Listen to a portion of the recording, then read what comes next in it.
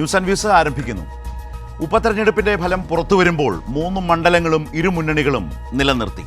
തെരഞ്ഞെടുപ്പിൽ ചർച്ച ചെയ്ത പ്രശ്നങ്ങൾ പരിശോധിച്ചാൽ ആർക്കാണ് നേട്ടം?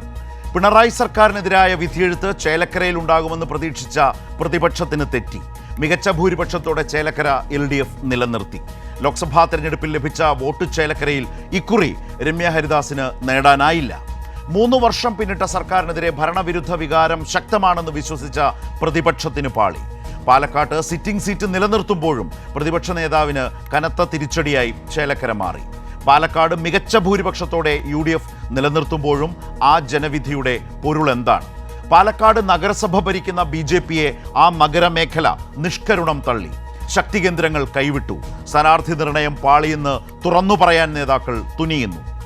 BJPയിലെ അസംതൃപ്ത വോട്ടുകൾ നഗരമേഖലയിൽ കോൺഗ്രസിന് നേട്ടമായി. വോട്ട് വിഹിതവും ഭൂരിപക്ഷവും വർദ്ധിപ്പിക്കുമ്പോഴും വർഗീയതയോട് സന്ധി ചെയ്തു നേടിയ വിജയമെന്ന ആക്ഷേപം വിജയാഹ്ലാദത്തിൽ ഇല്ലാതാവില്ല. രാഹുൽ മാങ്കൂട്ടത്തിൽ വിജയത്തിലേക്ക് നീങ്ങുമ്പോൾ ആഹ്ലാദിക്കാൻ ആദ്യമിറങ്ങിയത് SDPI ആണ്. UDF, SDPI, ജമാഅത്തെ ഇസ്ലാമി കൂട്ടുകെട്ട് തിരിച്ചറിയാൻ SDPI വിജയാഹ്ലാദത്തിൻ്റെ ആ ഒറ്റ കാഴ്ച മതി. പ്രചാരണ രംഗത്ത് മേൽക്കൈ നേടിയിട്ടും LDF കണക്കുകൂട്ടിയതുപോലെ വോട്ട് വിഹിതം കാര്യമായി കൂട്ടാനോ 2ാം സ്ഥാനത്തേക്ക് പോലും എത്താനോ കഴിയാതെ പോയത് LDFും വിലയിരുത്തേണ്ടി വരും. ജനവിധിയുടെ പൊരുളെന്ത്? ഇന്ന് ഈ ചർച്ചയിൽ പങ്കെടുക്കുന്നത് advocate K. Anilkumar, CPIM, advocate Senapathi Venu, Congress, C. Sivankutty, BJP, advocate Lalkumar, ഇടത് നിരീക്ഷകൻ. ഞാൻ ആദ്യം ശ്രീ സേനാപതി വേണുവിൽ നിന്ന് ചർച്ച ആരംഭിക്കുകയാണ്. ശ്രീ സേനാപതി, ചേലക്കര ഞാനിപ്പോൾ സൂചിപ്പിച്ചതുപോലെ സംസ്ഥാന സർക്കാരിനെതിരായി അതിശക്തമായ പ്രചാരണമാണ് നടത്തിയത് എന്ന് പറഞ്ഞുകൊണ്ടാണ് ചേലക്കരയിൽ പ്രചാരണമൊക്കെ തീരുന്ന ഘട്ടത്തിലും പ്രതിപക്ഷ നേതാവ് ആത്മവിശ്വാസത്തോടെ മാധ്യമങ്ങൾ സംസാരിച്ചത്. കഴിഞ്ഞ തൊട്ടു മുമ്പ് തോറ്റ ലോക്സഭാ തെരഞ്ഞെടുപ്പിലെ സ്ഥാനാർത്ഥി രമ്യ ഹരിദാസിനെ തന്നെ വീണ്ടും അവതരിപ്പിക്കുന്നു. സ്ത്രീ അനുഭാവം കൂടുതലായി നേടാം. അതുപോലെ തന്നെ ഈ പ്രചാരണം വരുന്നു. 3 വർഷം പിന്നിട്ട സർക്കാരിനെതിരെ സ്വാഭാവികമായും വളരെ ശക്തമായി തന്നെ ഉപതെരഞ്ഞെടുപ്പാണ്. അതുകൊണ്ട് തന്നെ വളരെ സൂക്ഷ്മമായി രാഷ്ട്രീയ പ്രശ്നങ്ങൾ അവതരിപ്പിക്കാനുള്ളൊരു അവസരം കിട്ടുന്നു. അപ്പോൾ ആ ഇടത് സിറ്റിംഗ് സീറ്റിനെ അട്ടിമറിച്ചുകൊണ്ട് കേരളം ഭരണവിരുദ്ധ വികാരം പിണറായി സർക്കാരിനെതിരെ എന്ന് തെളിയിക്കാൻ ഇറങ്ങിയ പ്രതിപക്ഷത്തിന് ചേലക്കരയിൽ അത് കഴിഞ്ഞില്ല എന്ന് മാത്രമല്ല, ശക്തമായ മെച്ചപ്പെട്ട ഉപതെരഞ്ഞെടുപ്പാണ് എന്ന് ഓർക്കണം. ആ ഉപതെരഞ്ഞെടുപ്പിൻ്റെ എല്ലാ രാഷ്ട്രീയ ആവേശത്തിലും മാന്യമായ മികച്ച ഭൂരിപക്ഷം LDFന് അവിടെ നേടാനായല്ലോ. നിങ്ങൾക്കാകട്ടെ ഇതേ രമ്യ ഹരിദാസിന് ലോക്സഭാ തെരഞ്ഞെടുപ്പിൽ മാസങ്ങൾക്ക് മുമ്പ് ലഭിച്ച ആ വോട്ട് ആ ചേലക്കര അസംബ്ലി മണ്ഡലത്തിൽ നേടാനുമായിട്ടില്ല. കൃത്യമായ ഒരു തിരിച്ചടി ചേലക്കരയിൽ അതല്ലേ പ്രതിപക്ഷം നേരിടുന്നത്? ചേലക്കരയിൽ ഉപതെരഞ്ഞെടുപ്പ് നടന്നത് രമ്യ ഹരിദാസ് രാജിവെച്ചുകൊണ്ടല്ല. അവിടെ രാജിവെച്ചത് ഞാൻ പറഞ്ഞില്ല, K. രാധാകൃഷ്ണനാണ്. K. രാധാകൃഷ്ണൻ തെരഞ്ഞെടുപ്പിൽ മത്സരിക്കുമ്പോൾ 2021 രാധാകൃഷ്ണന്റെ ഭൂരിപക്ഷം 39,400 എന്ന് പറഞ്ഞാൽ ഇടതുപക്ഷ ഗവൺമെന്റിനെ പിന്തുണയ്ക്കുന്ന ഒരു MLAക്ക് കിട്ടിയ ഭൂരിപക്ഷം എന്ന് പറയുന്നത് 39,400. 3.5 കൊല്ലം കഴിഞ്ഞ് തെരഞ്ഞെടുപ്പ് നടക്കുമ്പോൾ അന്നത്തെ 39,400 12,201 ചുരുങ്ങിയിരിക്കും. എന്ന് പറഞ്ഞാൽ 26,299 ആളുകൾ 3.5 കൊല്ലം മുമ്പ് ഇടതുപക്ഷത്തിന് അനുകൂലമായിട്ട് വോട്ട് ചെയ്ത 26,299 ആളുകൾ ഈ തെരഞ്ഞെടുപ്പിൽ ഈ ഗവൺമെന്റിനെതിരായിട്ട് വോട്ട് ചെയ്തു എന്നുള്ളതാണ്. ഞാൻ ചേലക്കരയിലെ തെരഞ്ഞെടുപ്പ് പ്രചരണത്തിന് ആഴ്ചകളോളം ഉണ്ടായിരുന്ന ഒരാളാണ്. അപ്പൊ ഞാൻ രാഷ്ട്രീയ പ്രവർത്തകൻ എന്ന നിലയിൽ, രാഷ്ട്രീയ വിദ്യാർത്ഥി എന്ന നിലയിൽ, രാഷ്ട്രീയ നിരീക്ഷകൻ എന്ന നിലയിൽ ഞാൻ അതിലെല്ലാം കറങ്ങി നടന്ന് ഈ ലിഷർ ടൈമുകളിൽ നമ്മളൊരു കാഷ്വൽ വേഷത്തിലൊക്കെ നടന്ന് ഞാൻ അവിടുത്തെ സിറ്റുവേഷൻ നമ്മൾ മനസ്സിലാക്കേണ്ടത് 28 കൊല്ലമായി LDF മാത്രം ജയിക്കുന്ന ഒരു അസംബ്ലി മണ്ഡലം. ആ അസംബ്ലി മണ്ഡലം പെട്ടെന്നൊക്കെ ഞങ്ങൾ ഈ 39,500 മറികടന്ന് ജയിക്കാം എന്ന് ഒന്നും ധരിച്ച് പിന്നെ തെരഞ്ഞെടുപ്പ് പരിശ്രമം 28 വർഷമായി തുടങ്ങുന്നു. സേനാപതി, അത് പോട്ടെ. താങ്കളിപ്പോ 2021 കണക്ക് ഉദാഹരിച്ചത് കൊണ്ട് ഞാനൊരു സംശയം തിരിച്ചു ചോദിക്കും.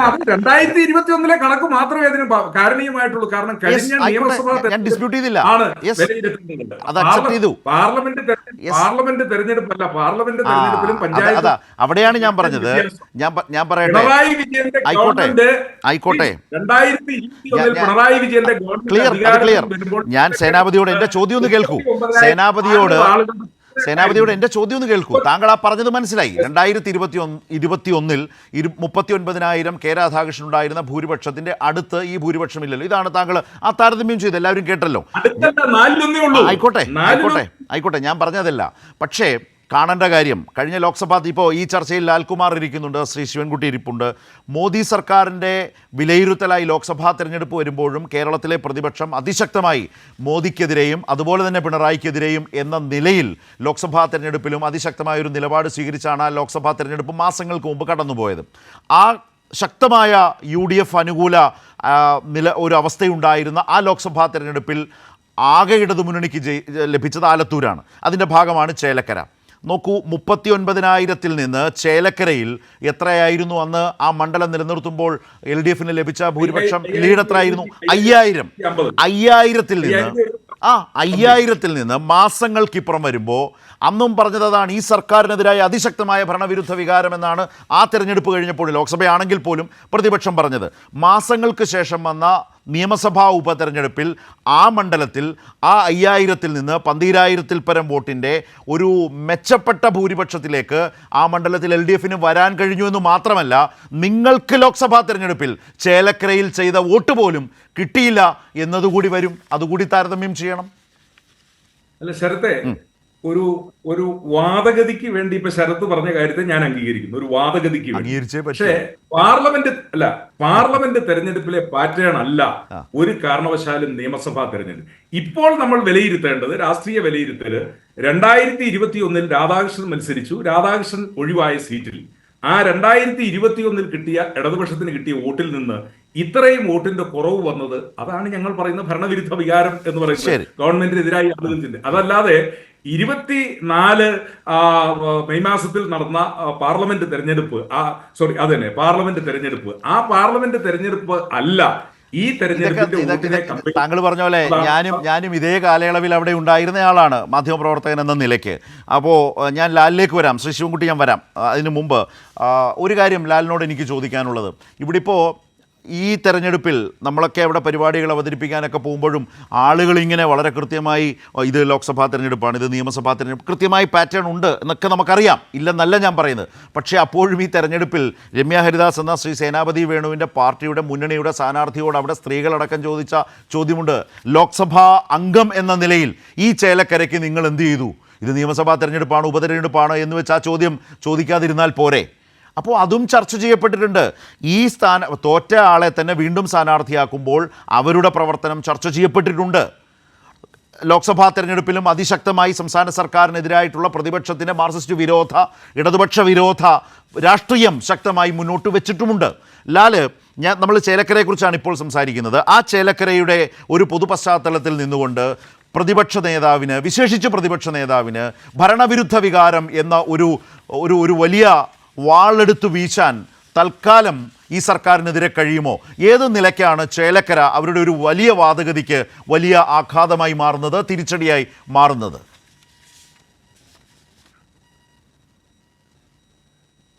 ഇപ്പൊ ഇതിനതിർ വരുന്നത്, അവിടെ കോൺഗ്രസിന്റെ പ്രതിനിധിയായി ഉണ്ടായിരുന്ന ആള് പറഞ്ഞത് ഈ പറയുന്ന സേനാപതി വേണു പറഞ്ഞ രീതിയിലല്ല അത് പറഞ്ഞു വന്നത്. അത് അദ്ദേഹം പറഞ്ഞു വന്നത്.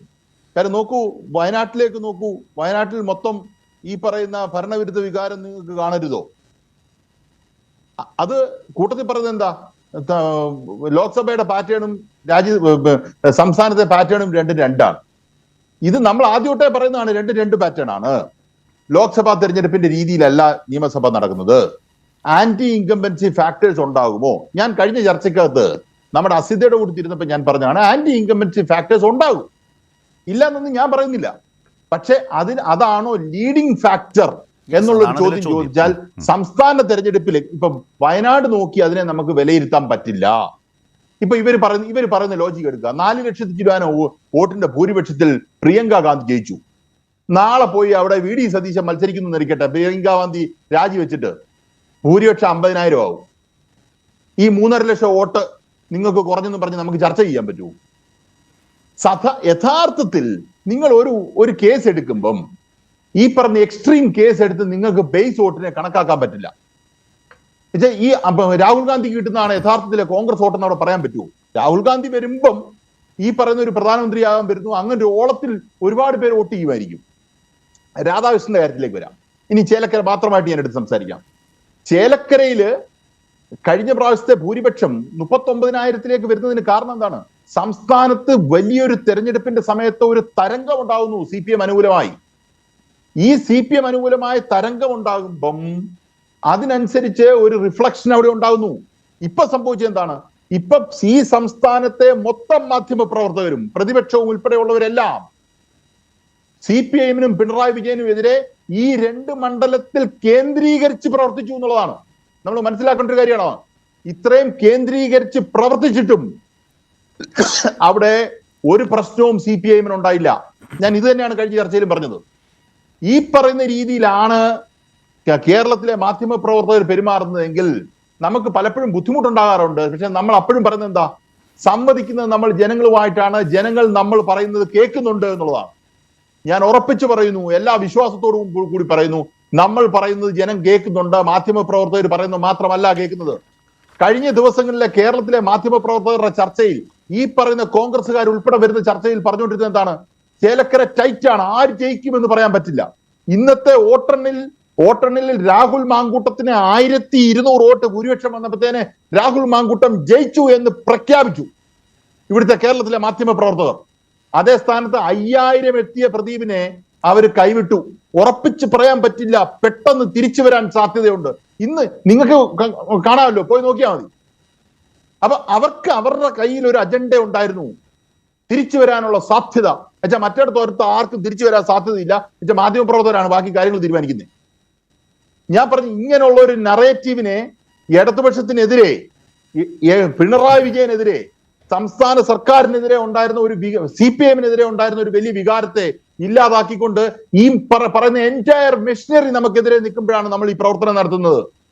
എന്നിട്ടും കോൺഗ്രസ് തോറ്റു. നോക്കൂ, ഞാൻ ഒരു കാര്യം കൂടെ പറയാം. KC വേണുഗോപാൽ എന്താണ് പറഞ്ഞത്?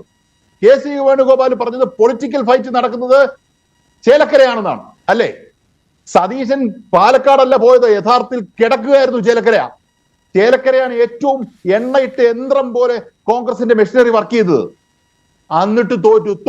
അത് തന്നെയാണ് കാര്യം. നിങ്ങൾ പറയുന്നത് ജനം വിശ്വസിച്ചിട്ടില്ല, ഞങ്ങൾ പറയുന്നത് വിശ്വസിക്കാതെ ഇരുന്നിട്ടുമില്ല. ഇതാണ് സത്യം. ഇത് അംഗീകരിക്കാൻ ഇവർക്ക് പറ്റുന്നില്ല. ഇവർക്ക് പറയേണ്ടത് എന്താണ്? ചേലക്കര യഥാർത്ഥത്തിൽ ഇത്ര 10-25,000 വോട്ട് കുറഞ്ഞു, അതുകൊണ്ട് ഈ സംസ്ഥാനത്ത് ഇനിയും വരാൻ പോകുന്ന ബാക്കി 139 മണ്ഡലങ്ങളും ഇതേ വികാരം നിലനിൽക്കുന്നു. അതുകൊണ്ട് CPIM-ഉം അല്ലെങ്കിൽ ഇടതുപക്ഷ പ്രസ്ഥാനങ്ങളും അടുത്ത തെരഞ്ഞെടുപ്പിലേക്ക് പോകുമ്പം, അല്ലെ അടുത്ത പഞ്ചായത്ത് തെരഞ്ഞെടുപ്പിലേക്ക് പോകുമ്പം അവരിത് നേരിടാൻ പോകുന്നു. നിങ്ങൾ പറഞ്ഞോന്നേ, ഇത് നമ്മൾ കുറെ കേട്ടതല്ലേ? കഴിഞ്ഞ തെരഞ്ഞെടുപ്പിന്റെ കാലത്ത് ഇതേ കാര്യങ്ങൾ നമ്മൾ പറഞ്ഞിട്ട് നമ്മൾ ഡിബേറ്റ് ചെയ്ത് പോയിട്ട് നമ്മൾ കണ്ടതാണല്ലോ. നിങ്ങൾ നല്ല കോൺഗ്രസ്സുകാരോട് പേഴ്സണലി സംസാരിക്കുമ്പോൾ പറയും, ചേലക്കര ജയിക്കാതെ ഒരു രക്ഷയുമില്ല. ഞാൻ ഒരു ചെറിയ കാര്യം കൂടി ലാൽ അത്രയും പറഞ്ഞുകൊണ്ട് ഒരു ചെറിയ, ഞാൻ പെട്ടെന്ന് ഓർത്തതാണ്. അതായത് ഇപ്പോൾ പാലക്കാട് നമുക്കറിയാം, പാലക്കാട് പ്രചരണ രംഗത്ത് ഇടതുമുന്നണിയുടെ ഒരു വളരെ ശക്തമായ സാന്നിധ്യം ഉണ്ടായിരുന്നു, യാതൊരു സംശയവുമില്ല. സ്ഥാനാർത്ഥി എന്ന നിലയിൽ സരിൻ്റെ അതിവേഗതയിൽ എല്ലാ സ്ഥലങ്ങളിലും ആവർത്തിച്ചെത്തും വിധത്തിലൊക്കെ എല്ലാവരും ശ്രദ്ധിച്ചതാണ്. പക്ഷേ വിഷയങ്ങളും പലവിധ വിഷയങ്ങൾ വരുന്നു, അത് വലിയ പ്രാധാന്യത്തോടും. ഇത് പാലക്കാട്, ഞാനിത് പറയാൻ എന്താ കാര്യം എന്ന് വെച്ചാൽ ചർച്ചയിലേക്ക് പോകാൻ വേണ്ടിയല്ല. ഇതേ സാഹചര്യം ചേലക്കരയിൽ ഉപയോഗിച്ചത് എനിക്ക് തോന്നുന്നു UDF ആയിരുന്നു. എന്ന് വെച്ചാൽ അവർ പ്രതിപക്ഷത്തിരുന്നു കൊണ്ട് ആ മണ്ഡലം പിടിച്ചെടുക്കുക എന്ന ലക്ഷ്യത്തോടു കൂടി ഒന്നാമത്തെ വിഷയമായി ഭരണവിരുദ്ധ പ്രശ്നം അവതരിപ്പിച്ചു. 2 അവസാന ദിവസങ്ങളിൽ മാത്യു കുഴൽനാടനെ ഇറക്കി പ്രയോഗിച്ചൊരു ട്രിക്ക്. 3 വർഗീയ പ്രചാരണം എന്ന് പറയുന്ന ഗുരുതരമായ സാഹചര്യം. അങ്ങനെ കെ രാധാകൃഷ്ണനെ സംശയിപ്പിക്കും വിധത്തിലേക്ക് തെറ്റായ വാർത്തകൾ കൊടുക്കുക. ഒടുവിൽ സ്ഥാനാർത്ഥിയും CPIM-ഉം LDF-ഉം കെ രാധാകൃഷ്ണനും എല്ലാം ഒന്നിച്ചു നിന്ന് അതിനോട് പ്രതികരിക്കുന്ന സാഹചര്യം നമ്മൾ. അപ്പോൾ പല രൂപത്തിൽ ചേലക്കരയിൽ പ്രചാരണ രംഗത്ത് LDF-നെതിരെ അല്ലെങ്കിൽ LDF നയിക്കുന്ന സർക്കാരിനെതിരെ പ്രചാരണത്തെ വളരെ സംഘടിതമായി മുന്നോട്ട് കൊണ്ടുപോകാൻ UDF ശ്രമിച്ചിട്ടുണ്ട്. അപ്പോൾ ഈ എല്ലാത്തരം പ്രചാരണങ്ങളും ജനങ്ങളെ ഏശാവുന്നതാണ്. സ്വാഭാവികമായും വേണമെങ്കിൽ അത് ജനങ്ങൾ തെറ്റിദ്ധരിച്ചു എന്ന് പറയാം, അല്ലെങ്കിൽ മറുവാദം ജനങ്ങളിൽ എത്തിക്കാൻ കഴിഞ്ഞില്ല എന്നൊരു തോൽവി ഉണ്ടായാൽ ഇടതുപക്ഷത്തിന് പറയേണ്ടതായും വരുമായിരുന്നു. അപ്പോൾ ഈ പ്രചാരണം എല്ലാം നടന്ന ഒരു മണ്ഡലത്തിലാണ് എന്നതുകൂടി ചേലക്കരയുടെ കാര്യത്തിൽ കാണേണ്ടതുണ്ട് എന്ന് തോന്നുന്നു. ഞാൻ ശ്രീ സേനാപതിയും ആ വിഷയം, ഞാൻ ഈ പറഞ്ഞ പോയിന്റ്സ് നോട്ട് ചെയ്ത് വെച്ചോളൂ. അത്ര വലിയൊരു ഡയമെൻഷൻ ചേലക്കരയെ സംബന്ധിച്ചുണ്ട്. കാരണം 3 വർഷം പിന്നിട്ടൊരു സർക്കാരിൽ സ്വാഭാവികമായും പ്രതിപക്ഷം പറയുന്ന ഈ ഭരണവിരുദ്ധ വികാരം, അതിൻ്റെ ഒരു അളവ്, തോത് എന്ന് പറയുന്നത് ശക്തമായി അവതരിപ്പിക്കാൻ കഴിയുന്നതാണ്. പക്ഷേ എത്രയുണ്ട് എന്നുള്ളതാണ്. അപ്പോൾ ആ നിലയിൽ ചേലക്കര വളരെ സിഗ്നിഫിക്കൻ്റ് ആയി തന്നെ കാണണം എന്നാണോ ലാലു പറയുന്നത്? നിശ്ചയമായും. ഞാനൊരു കാര്യം പറയാം. ഇവിടെ സഖാവ് രാധാകൃഷ്ണനെതിരെ ഉണ്ടായിരുന്ന പ്രചരണം എന്താണ്? സഖാവ് രാധാകൃഷ്ണൻ ഒതുങ്ങി നിൽക്കുന്നു, മന്ത്രിസ്ഥാനം പോയി. ആ മനുഷ്യനെ കുറിച്ച് നിങ്ങൾക്ക് അറിയാൻ വയ്യാത്തതുകൊണ്ടാണ്.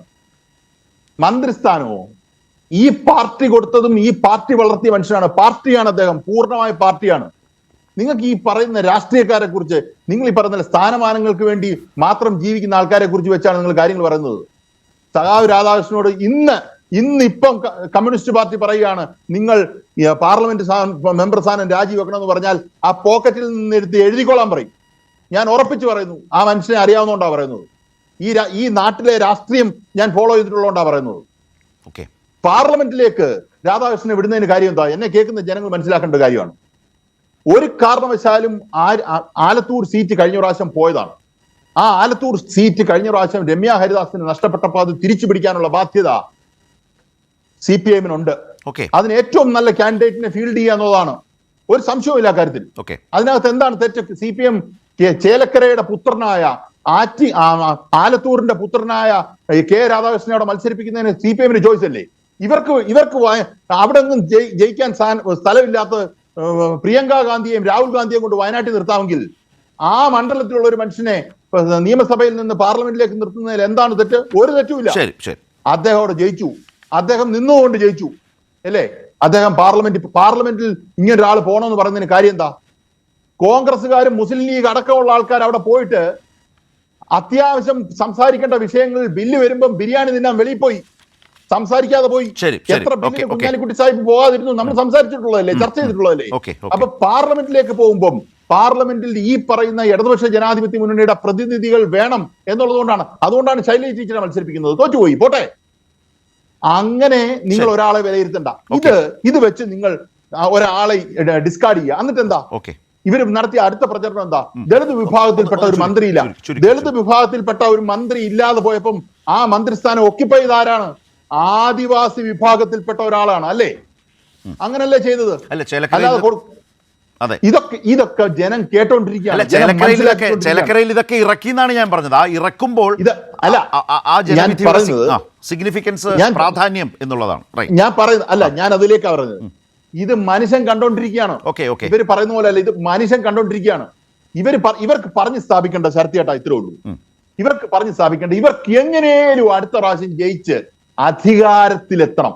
അധികാര രാഷ്ട്രീയം മാത്രമാണ് ഇവർ ലക്ഷ്യം. ഇവർക്ക് നോക്ക്, പാലക്കാട് SDPI ലാലിലേക്ക് ഞാൻ വരാം. അങ്ങനെ വരുമ്പോഴാണ് 2026 അത്ര സുഗമമല്ല എന്ന് ചേലക്കര പ്രതിപക്ഷത്തെ ഓർമ്മിപ്പിക്കുന്നത് എന്നുകൂടി പറയേണ്ടി വരും. ശ്രീ സേനാപതി ഏതായാലും അതൊക്കെ നോട്ട് ചെയ്ത് വെച്ചിട്ടുണ്ടെന്ന് എനിക്കറിയാം. ഞാൻ BJP പ്രതിനിധി ശ്രീ ശിവൻകുട്ടിയിലേക്ക് കൂടി പോയിട്ട് അദ്ദേഹം ഈ ചേലക്കരയെക്കുറിച്ചുള്ള നിങ്ങളുടെ രണ്ടുപേരുടെയും വാദമൊക്കെ ഇങ്ങനെ ശ്രദ്ധിച്ച് കേട്ടിരിക്കുകയാണ്. അപ്പോൾ ഏതായാലും പാലക്കാട്ടേക്ക് കൂടി പ്രേക്ഷകരെയും ശ്രീ ശിവൻകുട്ടിയെയും നമുക്ക് കൊണ്ടുപോകേണ്ടതുണ്ട്. വല്ലാത്തൊരു ബുദ്ധിമുട്ടും ആഘാതവും തിരിച്ചടിയുമായി പോയല്ലോ ശ്രീ ശിവൻകുട്ടി BJPയെ സംബന്ധിച്ച്. പാലക്കാട് നഗരസഭാ മേഖലയിലെ നിങ്ങളുടെ ഒരു വലിയ ആധിപത്യം എന്നുള്ളതാണ് ഇന്ന് ഉച്ചയോടുകൂടി ഇല്ലാതാവും വിധം വലിയ തിരിച്ചടി നേരിട്ടിട്ടുള്ളത്. അത് വളരെ പ്രകടമായിരുന്നു, വളരെ പ്രകടമായിരുന്നു. അല്ല, ഇപ്പോൾ ശരത്ത് പറഞ്ഞിട്ടുള്ളത് കറക്റ്റ് തന്നെയാണ്. ഞങ്ങൾക്ക് അതിനകത്ത് പാലക്കാടിനെ സംബന്ധിച്ചിടത്തോളം ഞങ്ങളുടെ ഏറ്റവും വലിയ ഹൃദയഭൂമിയാണ്. അപ്പോൾ സ്വാഭാവികമായും ഞങ്ങളെ സംബന്ധിച്ചിടത്തോളം പാലക്കാട് വിജയിക്കുന്നതിന് വേണ്ടിയിട്ടുള്ള എല്ലാ പ്രയത്നവും ഞങ്ങൾ നടത്തി. ഞങ്ങൾ അങ്ങേയറ്റ പോരാട്ടം നടത്തിയിട്ടുള്ളൊരു സ്ഥലമാണ് പാലക്കാട്. പക്ഷേ പാലക്കാട് നമുക്ക് ആ ചർച്ചയിൽ വരുമ്പോൾ ഞാൻ കൂടുതൽ പാലക്കാടിനെ കുറിച്ച് ഞാൻ വിശദീകരിക്കാം. പക്ഷേ പാലക്കാടിനെ സംബന്ധിച്ചിടത്തോളം ഒറ്റ വാക്കിൽ പറഞ്ഞു തീർക്കാൻ കഴിയാവുന്ന ഒരു രാഷ്ട്രീയ സംവിധാനം അല്ല അത്. നിരവധി കാര്യങ്ങൾ ആ വിഷയത്തിലുണ്ട്. അതിനകത്ത് ഈ ചേലക്കര വിഷയത്തെ കുറിച്ച് പറയുമ്പോൾ ഞാൻ ചേലക്കര വിഷയത്തിൽ എനിക്കൊരു അഭിപ്രായം പറയാനുണ്ട്.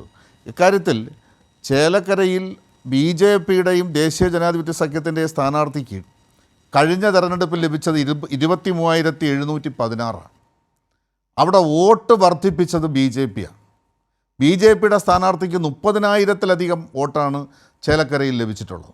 അപ്പം ഞങ്ങളെ സംബന്ധിച്ചിടത്തോളം ചേലക്കരയിൽ ഞങ്ങളുടെ പ്രവർത്തനത്തിൻ്റെയും ഞങ്ങളുടെ ജനപിന്തുണയും വർദ്ധിച്ചിരിക്കുന്നു എന്നാണ് ചേലക്കരയിൽ നിന്ന് നമുക്ക് മനസ്സിലാക്കാൻ സാധിക്കുന്നത്. അവിടെ കഴിഞ്ഞ പ്രാവശ്യം ശ്രീ രാധാകൃഷ്ണൻ 81,885 വോട്ട് ലഭിച്ച സ്ഥലത്ത് ഇപ്പോൾ 64,000 സംതിങ് വോട്ടാണ്. നേരത്തെ കോൺഗ്രസ് പ്രതിനിധി സൂചിപ്പിച്ചതുപോലെ 39,400 വോട്ടിൻ്റെ കുറവ് അവിടെ രാഷ്ട്രീയത്തിലുണ്ട്. അവിടെ LDF ജയിച്ചു, LDFിൻ്റെ പ്രദീപ് ജയിച്ചു എന്നുള്ള രാഷ്ട്രീയ യാഥാർത്ഥ്യമുണ്ട്. അതിനെ അഭിനന്ദിക്കുന്നു, അതൊരു രാഷ്ട്രീയ യാഥാർത്ഥ്യമാണ്. പക്ഷേ അവിടുത്തെ ഏറ്റവും വലിയ മേൽക്കോയ്മ നടത്തിയിട്ടുള്ളത് BJPയുടെ തെരഞ്ഞെടുപ്പ് പ്രവർത്തനമാണ്.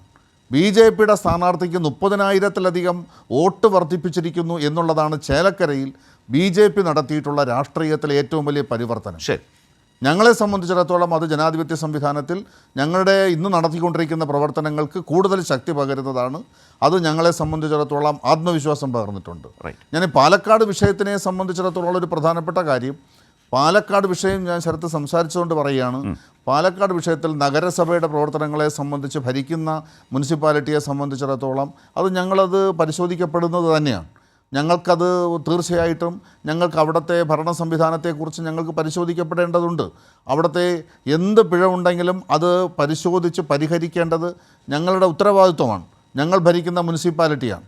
ആ മുനിസിപ്പാലിറ്റിയെ സംബന്ധിച്ചിടത്തോളം ജനങ്ങൾക്ക് അനുകൂലമായ രാഷ്ട്രീയ സാഹചര്യം ഉണ്ടാക്കേണ്ടത് ഞങ്ങളുടെ മുഖ്യ ചുമതലയാണ്.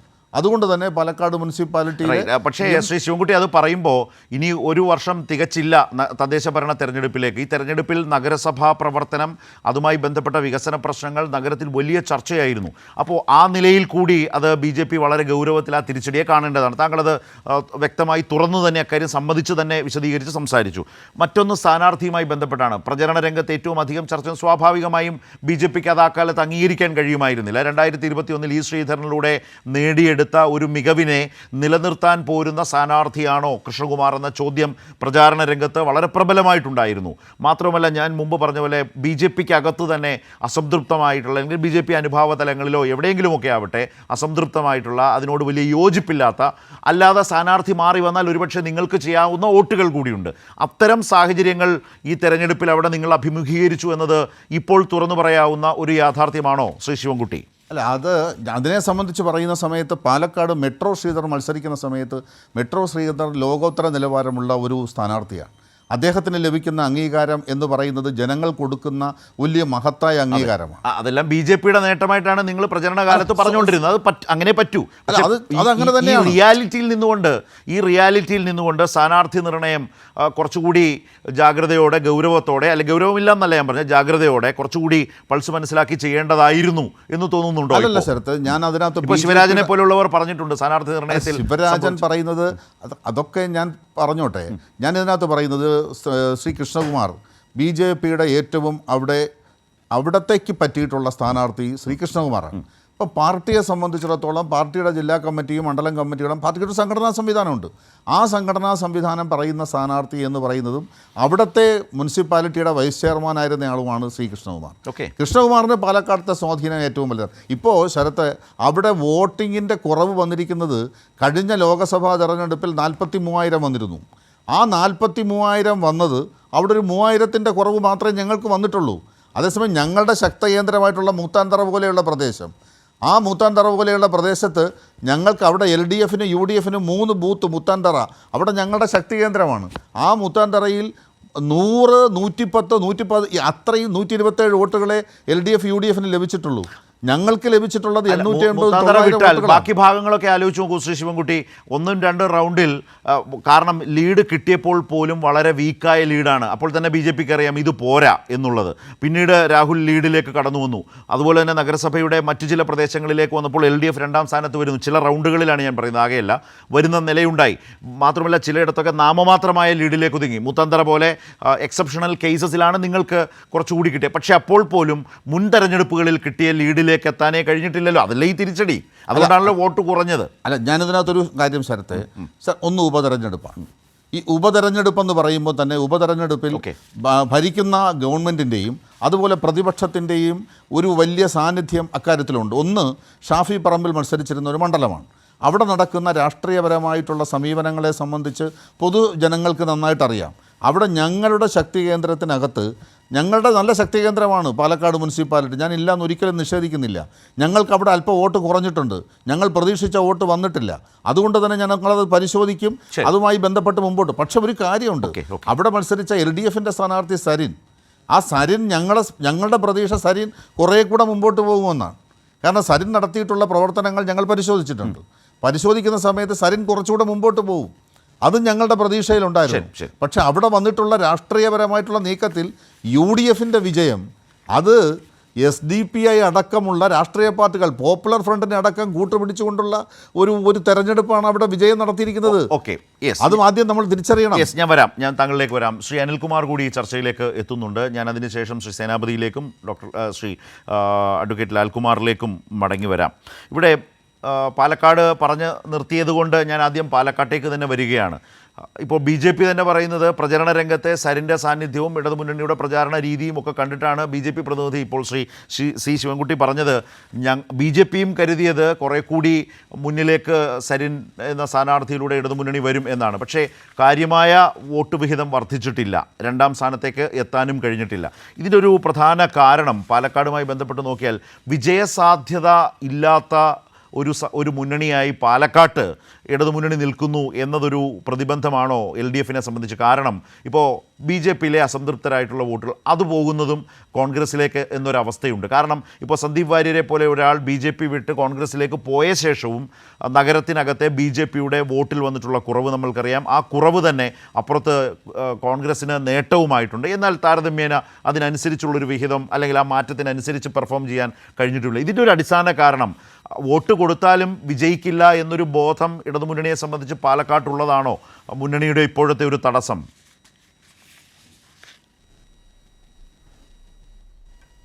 പുലി വരുന്നേ പുലി എന്ന് പറഞ്ഞ പോലെ BJP വരുന്നതെന്ന് പ്രചരിപ്പിച്ചുകൊണ്ടാണ് SDPI മുതൽ UDFിലെ എല്ലാ ഘടകകക്ഷികളും ചേർന്ന് മുസ്ലിം ലീഗിൻ്റെ ഒക്കെ നേതൃത്വത്തിൽ ഈ കോലാഹലം ഉണ്ടാക്കിക്കൊണ്ടിരിക്കുന്നത്.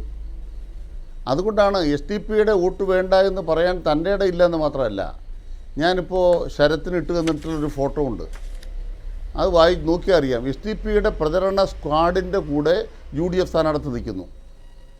അപ്പോൾ SDPയുടെ നോട്ടീസ് അദ്ദേഹത്തിൻ്റെ മേലെ പിടിച്ചു വെച്ചിട്ടുണ്ട്.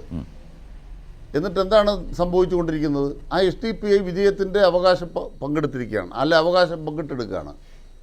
SDPI പിന്തുണച്ചൊരു സ്ഥാനാർത്ഥി ജയിച്ചിട്ട് BJP തോറ്റുകൊണ്ട് എന്താ കാര്യം? ഒരുവൻ സർവ്വലോകവും നേടി ആത്മാവ് നഷ്ടപ്പെട്ടു എന്ന് പറഞ്ഞ പോലെ ഒരു കടുത്ത വർഗീയതയെ പിന്തുണച്ചിട്ട് അതിൻ്റെ ഭാഗമായിട്ട് ജയിച്ചു എന്നിട്ട് എന്താ കാര്യം? ഒരു കാരണവശാലും BJPക്ക് പാലക്കാട് ജയിക്കാനാവില്ല എന്നാണ് ഈ തെരഞ്ഞെടുപ്പിൻ്റെ അടിത്തറ. എന്താ കാര്യം? നഗരസഭയിലെ BJPയുടെ പരിമിതമായ സ്വാധീനം കൊണ്ട് മാത്രം അത് 1ാം സ്ഥാനത്താണെങ്കിലും BJPക്ക് ജയിക്കാനാവില്ല. തൊട്ടടുത്ത പഞ്ചായത്തുകളൊന്നും BJP നിലനിർത്തുന്നില്ല. രണ്ടാമത്തെ കാര്യം, പ്രധാനപ്പെട്ട 2 പഞ്ചായത്തുകളിൽ LDFന് നല്ല മേൽക്കൈയുണ്ട്. അത് ഒരു ത്രികോണ മത്സരത്തിൻ്റെ ഈ സാഹചര്യം വരുമ്പോൾ പൂർണ്ണമായും പ്രകടിപ്പിക്കപ്പെട്ടിട്ടില്ല എന്ന് സ്വാഭാവികം തന്നെയാണ്. അതുകൊണ്ട് പാലക്കാട്ടെ ജനങ്ങൾ കഴിഞ്ഞ 4 തെരഞ്ഞെടുപ്പുകൾ നോക്കിക്കഴിഞ്ഞാൽ ഒരേ വോട്ടിംഗ് പാറ്റേണാണ്. ഈ സീസൺ വന്നപ്പോൾ ഒരു ചെറിയ വ്യത്യാസം ഉണ്ടായതൊഴിച്ചാൽ ഒരേ വോട്ടിംഗ് പാറ്റേണാണ്. മുന്നണികളുടെ ബലാബലം ഏതാണ്ട് വ്യത്യാസമില്ലാതെ അവിടെ നിൽക്കുന്നു എന്ന് കാണാം. ഈ തിരിച്ചറിവിൽ നിന്നുകൊണ്ട് ഇനി പാലക്കാട്ടെ ജനങ്ങൾ വോട്ട് ചെയ്യാൻ വരുമ്പോൾ ഇടതുപക്ഷ ജനാധിപത്യ മുന്നണിക്കും ഇതുപോലെ തന്നെ BJPയെ തോൽപ്പിക്കാനാകും. അതുകൊണ്ട് തന്നെ മതനിരപേക്ഷ വോട്ടുകൾ ഏതെങ്കിലും ഒരു പ്രദേശത്ത് തള്ളിയിടേണ്ട കാര്യമില്ല, കെട്ടിയിടേണ്ട കാര്യമില്ല. SDPയും മറ്റു ചില ആളുകളും മകഞ്ഞു കൊണ്ടുപോകുന്ന പോലെ ഈ സമൂഹത്തിനകത്തെ മതനിരപേക്ഷ വോട്ടുകൾ ഒലിച്ചു പോകേണ്ടതില്ല എന്ന ബോധ്യങ്ങളൊക്കെ അവിടെ ഉണ്ടാകാൻ പോവുകയാണ്. ഞാൻ ആദ്യം തന്നെ ഇപ്പോൾ ഈ ചർച്ചയിൽ പറയാൻ പോകുന്നൊരു പ്രധാനപ്പെട്ട കാര്യം, 8.25 കൊല്ലമായി ഭരിക്കുന്ന കേരളത്തിലെ LDFനെ സംബന്ധിച്ച് ഈ തെരഞ്ഞെടുപ്പ് അഭിമാനകരമാണ്. എന്തുകൊണ്ട്? ഒന്ന്, വയനാടെന്ന് പറയുന്നത് ലോകസഭയിലേക്കുള്ള തെരഞ്ഞെടുപ്പാണ്. അവിടെ 6 മാസത്തിനിടയിൽ വീണ്ടും ഒരു തെരഞ്ഞെടുപ്പ് വന്നു. രാഹുൽ ഗാന്ധിയുടെ സഹോദരി പ്രിയങ്ക ഗാന്ധി വരികയാണ്. ഇന്ത്യ മുന്നണിയിലെ ഘടകകക്ഷികൾ തമ്മിൽ ഏറ്റുമുട്ടൽ, സ്വാഭാവികമായൊരു വിരസലുണ്ടാകും. ആ വിരസതയുടെ ഭാഗമായി ആളുകൾ പോളിംഗ് ബൂത്തിലേക്ക് വരുന്നതിന് കുറവുണ്ടാകും. പിന്നെ പ്രിയങ്ക ഗാന്ധി എന്ന് പറയുമ്പോൾ അതിൻ്റെ ഭാഗമായ പ്രചരണ കോലാഹലങ്ങൾ, മാധ്യമങ്ങൾ കൊടുത്തിട്ടുള്ള അമിത പ്രചരണങ്ങൾ, ഇതിൻ്റെ എല്ലാം ഫലമായിട്ട് അവിടെ ഒരു പ്രത്യേക ഫലം ഉണ്ടായി. അത് കേരളത്തിൻ്റെ പരിച്ഛേദമല്ല. 2, പാലക്കാട്ടെ തെരഞ്ഞെടുപ്പ് എന്ന് പറയുന്നത് കേരളത്തിൻ്റെ പൊതുരാഷ്ട്രീയമല്ല. കാരണം 3 മണ്ഡലങ്ങൾ മാത്രമേ BJP 2ാം സ്ഥാനത്തുള്ളൂ കേരളത്തിൽ. അത് മഞ്ചേശ്വരമാണ്, പിന്നെ നേമമായിരുന്നു, ഇപ്പോൾ പാലക്കാടുമാണ്. നേമത്ത് നമ്മൾ അക്കൗണ്ട് പൂട്ടിച്ചു. മഞ്ചേശ്വരവും പാലക്കാടും മാത്രമേ മിച്ചം കിടപ്പുള്ളൂ. ഇവിടെ നമുക്ക് പൂട്ടിക്കാനാകും അടുത്ത ഘട്ടത്തിലേക്ക്. എന്നാൽ ചേലക്കരയോ? KC വേണുഗോപാൽ പറഞ്ഞു, ചേലക്കര നോക്കൂ, ഭരണവിരുദ്ധ വികാരം. യെസ് 2016 UR പ്രദീപ് മത്സരിച്ചപ്പോൾ അദ്ദേഹം നേടിയ വോട്ടിൻ്റെ ഇരട്ടി വോട്ടിൻ്റെ ഭൂരിപക്ഷം ഇപ്പോൾ കിട്ടി. എന്താ ഇത് കാണിക്കുന്നത്? 2016 പൊളിറ്റിക്കൽ സിറ്റുവേഷനാണ് കേരളത്തിൽ ഇപ്പോൾ നിൽക്കുന്നത് എന്ന് പറഞ്ഞാൽ LDFന് ഒന്നാമത് കിട്ടിയ ഭരണം പിണറായി സർക്കാർ വന്ന കാലത്തെ രാഷ്ട്രീയം നിലനിൽക്കുന്നു. രണ്ടാം പിണറായി സർക്കാരിൻ്റെ കാലത്തെ രാഷ്ട്രീയ തരംഗത്തിലേക്ക് എത്തിയിട്ടില്ലെങ്കിലും ആ രാഷ്ട്രീയം നിലനിൽക്കുന്നു. ശരി. ലോക്സഭാ തെരഞ്ഞെടുപ്പോടുകൂടി ബംഗാൾ കഴിഞ്ഞ് ത്രിപുര കഴിഞ്ഞ് ഇനി കേരളം കൂടി തകർക്കും എന്ന തരത്തിൽ ഇവിടുത്തെ BJPയും RSSും SDPയും അതോടൊപ്പം UDFും മാധ്യമങ്ങളും ഉണ്ടാക്കി വെച്ച കോലാഹലങ്ങളിൽ ഈ LDF എന്ന് പറയുന്ന തകരുന്ന മുന്നണിയല്ല, തിരിച്ചടിച്ച് ഈ കേരളത്തിനകത്ത് ഉയർന്നു നിൽക്കുന്ന മുന്നണിയാണ് എന്നും 8.25 കൊല്ലക്കാലം എല്ലാ തരത്തിലുമുള്ള ഭരണവിരുദ്ധ വികാരമുണ്ടാക്കാൻ ശ്രമിച്ച മാധ്യമങ്ങളെയും മറികടന്ന് ഇത്തരമൊരു വിജയം ഉണ്ടാക്കാൻ കഴിഞ്ഞെന്നും പറഞ്ഞാൽ ഇടതുപക്ഷ ജനാധിപത്യമുന്നണിക്ക് 2026 ഭദ്രമാണ്. 2021 പഞ്ചായത്ത് മുനിസിപ്പൽ തെരഞ്ഞെടുപ്പ് ഭദ്രമാണ്. മുന്നോട്ട് കുതിക്കാനുള്ള ഊർജ്ജമാണ്. ഒരു കാര്യം പറയാൻ ആഗ്രഹിക്കുന്നു. മാധ്യമങ്ങളോട് ഞങ്ങൾ അഭ്യർത്ഥിക്കുന്നു, ഞങ്ങൾക്കെതിരായി വിദ്വേഷജനകമായ പ്രചരണങ്ങൾ നടത്തി കേരളത്തിൻ്റെ വികസനം തടഞ്ഞ മാധ്യമങ്ങൾ അടുത്ത 1 കൊല്ലക്കാലം കേരള സർക്കാരിനെ പ്രവർത്തിക്കാൻ അനുവദിക്കണം.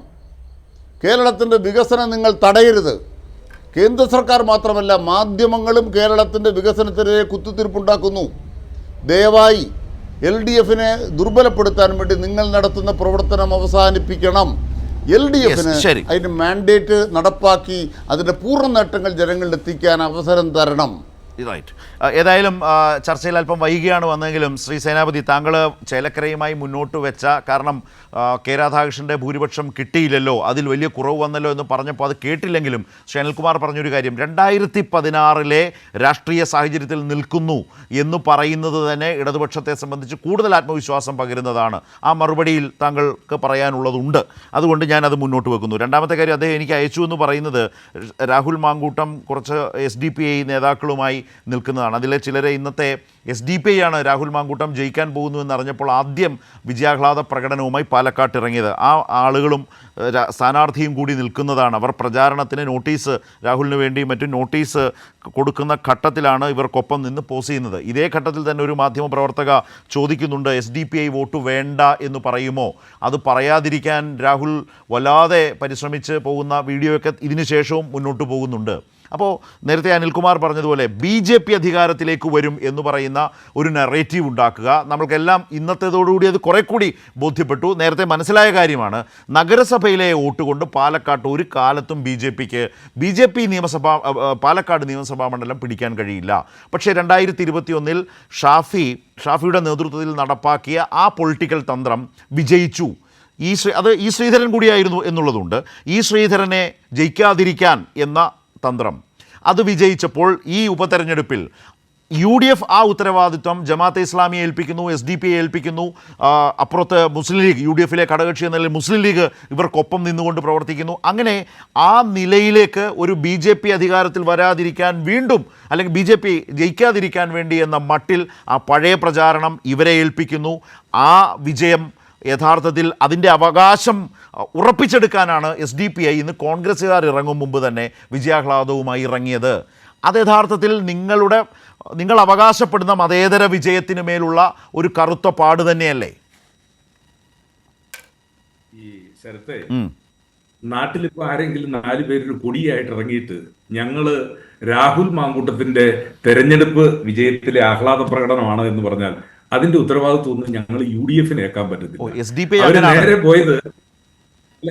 അവര് നേരെ പോയത് CPMന്റെ ഓഫീസിൽ, ജില്ലാ ഓഫീസിന് മുമ്പിൽ പോയാണ് പടക്കം പൊട്ടിക്കാനായിട്ട് പോയത്. അപ്പം അതിന്റെ വ്യക്തമായല്ലോ, അത് വ്യക്തമായില്ലേ? കാരണം രാഷ്ട്രീയ എതിരാളികളുടെ മുൻപിൽ അവർക്ക് രാഷ്ട്രീയ എതിരാളി CPM ആണ്, അവിടെ പോയി പടക്കം പൊട്ടിക്കുന്നു. രാഹുലിന് വേണ്ടി കൊടി പിടിച്ച് SDPI സിന്ദാബാദ് വിളിച്ച് ആ വിജയം തങ്ങൾക്ക് കൂടി അവകാശപ്പെട്ടതാണെന്ന് പറഞ്ഞു വെക്കുകയാണ്.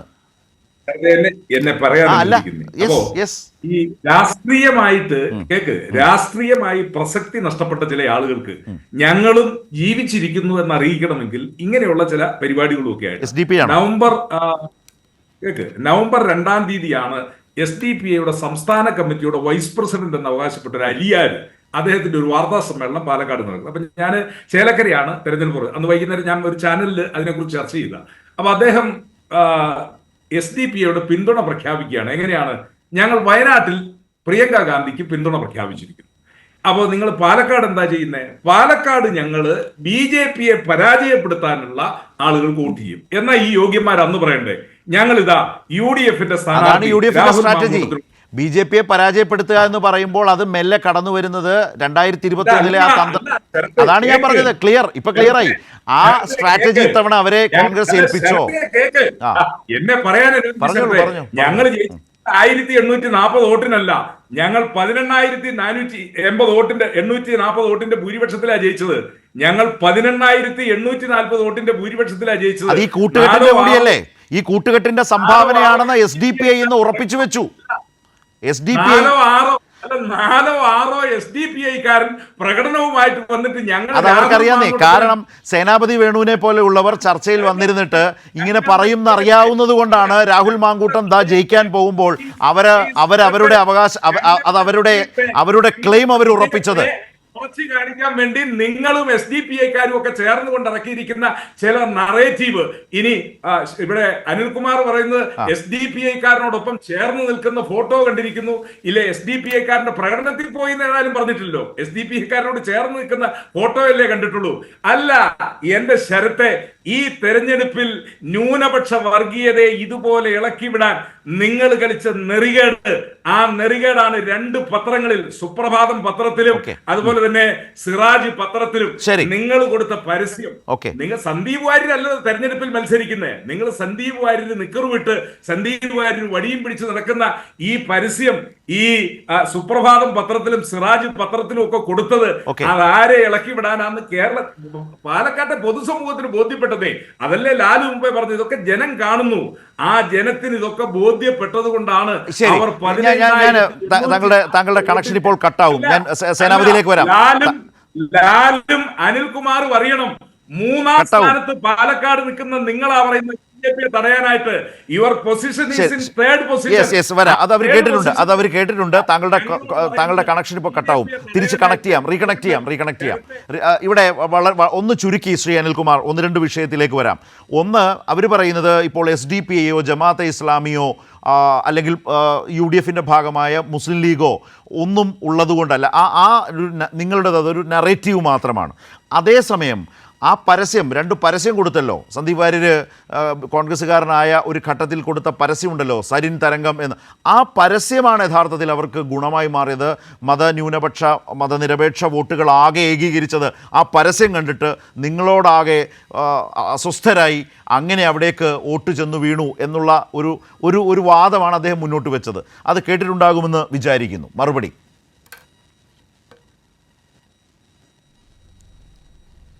അവിടെ SDPI പാലക്കാട് നഗരം മുഴുവൻ കൊടിവെച്ച് കെട്ടി ഒരു സമ്മേളനം നടത്തുകയുണ്ടായി. ഞാൻ ആ ദിവസം പാലക്കാട് നഗരത്തിലുണ്ട്. ശരത്തും അത് കണ്ടിട്ടുണ്ടാവും. SDPI പാലക്കാട് നടത്തിയ ഉജ്ജ്വലമായിട്ടുള്ള ഒരു സമ്മേളനം സംസ്ഥാനം ഒട്ടുകാളെ കൂട്ടിയിട്ടാണ്. എന്നിട്ട് എന്താ പ്രഖ്യാപിച്ചത്? UDFന് പരസ്യമായി പിന്തുണ പ്രഖ്യാപിച്ചു. മാത്രമല്ല SDPI നേതാക്കന്മാരും UDF നേതാക്കന്മാരുമായി കൂടിയാലോചിച്ചു. ഇതിനുശേഷം UDF സ്ഥാനാർത്ഥിക്ക് വേണ്ടി SDPI നോട്ടീസ് അടിച്ചിറക്കി. ആ നോട്ടീസാണ് UDF സ്ഥാനാർത്ഥിയുടെ തോളത്തിരിക്കുന്ന പടം ഞാൻ അങ്ങോട്ട് അയച്ചു തന്നിരിക്കുന്നത്. അതിൽ പങ്കെടുത്ത ആളുകളാണ്, ആ സ്ക്വാഡിൽ പങ്കെടുത്തവർ തന്നെയാണ് ഇന്ന് ജാഥയ്ക്ക് നേതൃത്വം കൊടുക്കുന്നത്. ഇതുമായി ബന്ധപ്പെട്ട് UDF സ്ഥാനാർത്ഥിയോടും UDFൻ്റെ ചാനൽ ചർച്ചകളിൽ വന്ന വക്താക്കളോടും നമ്മൾ ആവർത്തിച്ച് ചോദിച്ചു. അപ്പോൾ എന്താ അവർ സംസ്കൃതത്തിൽ പറഞ്ഞ, ഒരു വർഗീയവാദിയുടെ വർഗീയ ചിന്തയുള്ളവരുടെ വോട്ട് വേണ്ട, ചോദ്യം ഒരു സംഘടനയുടെ വോട്ട് വേണമെന്നാണ്. SDPI എന്ന് പറയുന്ന സംഘടന നിരോധിതമായ പോപ്പുലർ ഫ്രണ്ടിൻ്റെ ഒരു രാഷ്ട്രീയ പാർട്ടിയാണ്. RSSൻ്റെ രാഷ്ട്രീയ പാർട്ടിയാണ് BJP എന്ന് പറഞ്ഞ പോലെ പോപ്പുലർ ഫ്രണ്ടിൻ്റെ രാഷ്ട്രീയ പാർട്ടിയാണ് SDPI. SDPI എന്ന് പറയുന്ന രാഷ്ട്രീയ പാർട്ടിയുടെ വോട്ട് വേണോ വേണ്ടയോ ചോദ്യം. വേണ്ട എന്ന് ഉത്തരം പറഞ്ഞ ഏതെങ്കിലും ഒരു UDFൻ്റെ പ്രവർത്തകനുണ്ടെങ്കിൽ, സ്ഥാനാർത്ഥി ഉണ്ടെങ്കിൽ ഇപ്പോൾ പറയാം. അവരെന്താ ചെയ്തത്? ന്യൂനപക്ഷ മേഖലകളിൽ കയറി വോട്ടിൻ്റെ കണക്ക് വെച്ചിട്ട് പാലക്കാട് മണ്ഡലത്തിൽ LDF ലോകസഭയിൽ പോലും 3-ാം സ്ഥാനത്താണ്. പിന്നെ നിങ്ങൾ എങ്ങനെ ഈ വോട്ട് ഡിവൈഡ് ചെയ്താൽ BJP ജയിക്കാനിടയുണ്ട് എന്ന കള്ളം പ്രചരിപ്പിച്ച് ഇടതുപക്ഷ ജനാധിപത്യത്തിലേക്ക് കിട്ടേണ്ട വോട്ടും മതനിരപേക്ഷ വോട്ടും ചോർത്തിക്കൊണ്ടുപോവുക എന്ന UDFനെ സഹായിക്കുന്ന കുതന്ത്രം. ഈ കുതന്ത്രം എല്ലാ മണ്ഡലത്തിലും നടക്കൂല. അതിന് കാരണം എന്താണ്? ഇതേ ന്യൂനപക്ഷങ്ങൾ ചേലക്കരയിൽ ആർക്കാ വോട്ട് ചെയ്ത്? ഇതേ 35 കിലോമീറ്റർ അകലെ ചേലക്കരയിൽ ഇതേ ന്യൂനപക്ഷങ്ങൾ കൊട്ടക്കണക്കിന് LDF വോട്ട് ചെയ്തു. അതുകൊണ്ട് SDPI പയറ്റിയാലും ന്യൂനപക്ഷങ്ങൾ ചേലക്കരയിൽ നമുക്ക് വോട്ട് ചെയ്യുന്നത് തടയാനായില്ല. ജമാഅത്തെ ഇസ്ലാം വിചാരിച്ചാലും ചേലക്കരയിലെ ന്യൂനപക്ഷത്തെ LDFനെതിരെ തിരിക്കാൻ കഴിഞ്ഞില്ല. എന്താ അതിൻ്റെ യാഥാർത്ഥ്യം? പാലക്കാട് ഒരു ഉമ്മാക്കി കാണിച്ചു. അതിനി പാലക്കാട്ടെ ആ വോട്ടർമാർ വിശ്വസിക്കാൻ പോകുന്നില്ല. അതുകൊണ്ട് എല്ലാ കാലവും ഷാഫി പറമ്പലിൻ്റെ കുതന്ത്രം ചുമക്കേണ്ട ഗതികേട് പാലക്കാട്ടെ ജനങ്ങൾക്കുണ്ടാവില്ല എന്നാണ് ഞങ്ങൾ അഭിമാനത്തോടെ പറയുന്നത്. രണ്ടാമത്തെ കാര്യം, ഞങ്ങൾ എപ്പോഴും പറഞ്ഞുകൊണ്ടിരിക്കുന്ന കാര്യം എന്ന് പറയുന്നത്, ഭരണവിരുദ്ധ വികാരം എന്ന് പറയുന്നത് 8.25 കൊല്ലക്കാലം കഴിഞ്ഞാൽ സർക്കാരിന് അനുകൂലമല്ലാത്ത കാര്യങ്ങൾ വരാം, പലതും വരാമല്ലോ. പരിഭവങ്ങൾ വരാം. ഞങ്ങൾ നമ്മൾ നേരത്തെ ചർച്ച ചെയ്തത് കൂടിയാണ്, സമയത്തിനകത്ത് നിൽക്കേണ്ടതുകൊണ്ടാണ്. അപ്പോഴും ആ ഭരണവിരുദ്ധ വികാരം, അസംതൃപ്തി, പരിഭവം ഒക്കെ ഉണ്ട്. പക്ഷേ അതിൻ്റെ തോത് എത്രമാത്രം, പരിഹരിക്കാനാവാത്ത വിധം അത് വല്ലാതെ വളർന്നിട്ടുണ്ടോ, അല്ലെങ്കിൽ അത് നിയന്ത്രണ വിധേയമായ നിലയിലാണോ, അതിൽ നിന്ന് കിട്ടുന്ന ഒരു മെസ്സേജിനെ പരിഹരിച്ചൊരു സർക്കാർ പോകാൻ കഴിയും? ഒരു വാക്ക് മാത്രം. അതായത് രമ്യ ഹരിദാസ് 6 മാസം മുമ്പ് മത്സരിക്കുന്നു, അതേ വ്യക്തി തന്നെ വീണ്ടും മത്സരിക്കുന്നു. വ്യക്തികൾ മാറുന്നില്ല. അപ്പം രമ്യ ഹരിദാസിന് 6 മാസം മുമ്പ് തന്നെ കിട്ടുന്ന വോട്ട് ഇപ്പോൾ കിട്ടാത്തതിന് കാരണം എന്ത്? ലോകസഭയും നിയമസഭയും 2 പാറ്റേണാണ് എന്ന നല്ല ധാരണ ജനങ്ങൾക്കുണ്ട്.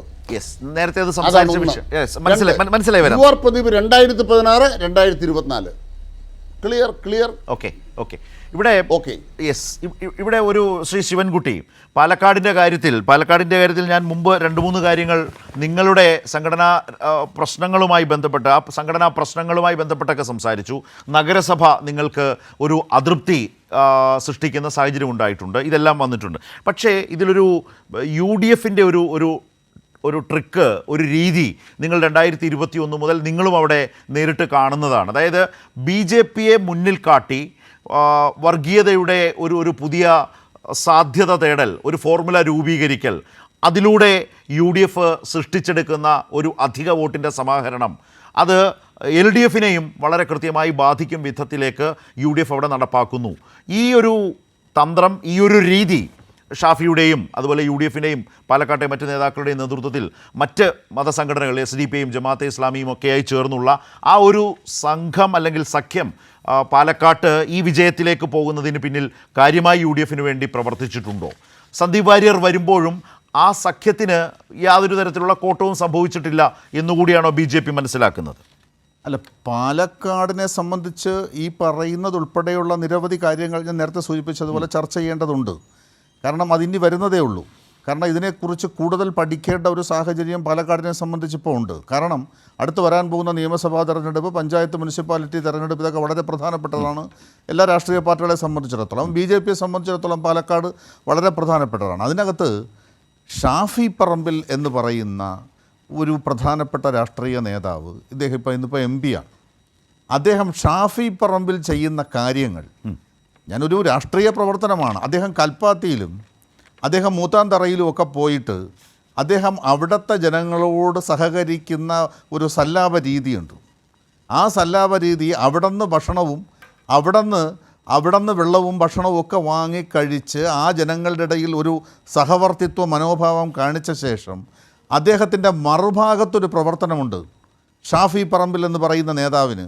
അത് നടത്തുന്ന പ്രവർത്തനമുണ്ടല്ലോ, ഇത് ഏറ്റവും വലിയ മുസ്ലിം ലീഗ് നടത്തുന്നതിനേക്കാളും SDPI നടത്തുന്നതിനേക്കാളും ജമാഅത്തെ ഇസ്ലാമി നടത്തുന്നതിനേക്കാളും അപകടകരമായ ഒരു പ്രവർത്തനമാണ് ഷാഫി പറമ്പിൽ അവിടെ നടത്തുന്നത്. അങ്ങനെയാണ് ഷാഫി പറമ്പിൽ അവിടുത്തെ മൈനോറിറ്റീസിനെ സംഘടിപ്പിക്കുന്ന രീതി. അത് എന്നായിരുന്നാലും ഈ സമൂഹത്തിന് അപകടകരമായ ഒരു രാഷ്ട്രീയ മെസ്സേജാണ് കൊടുക്കുന്നത്. അവിടെ ഷാഫി പറമ്പിൽ നടത്തുന്ന ഒരു രാഷ്ട്രീയ പ്രവർത്തന ശൈലിയുണ്ടല്ലോ, ആ രാഷ്ട്രീയ പ്രവർത്തന ശൈലി തൽക്കാലം കോൺഗ്രസ്സിന് ജയിക്കാൻ സാധിക്കും. ആത്യന്തികമായി അത് ജനങ്ങളുടെ മുമ്പ് വ്യക്തമാവുകയാണ് ഈ തെരഞ്ഞെടുപ്പിലൂടെ.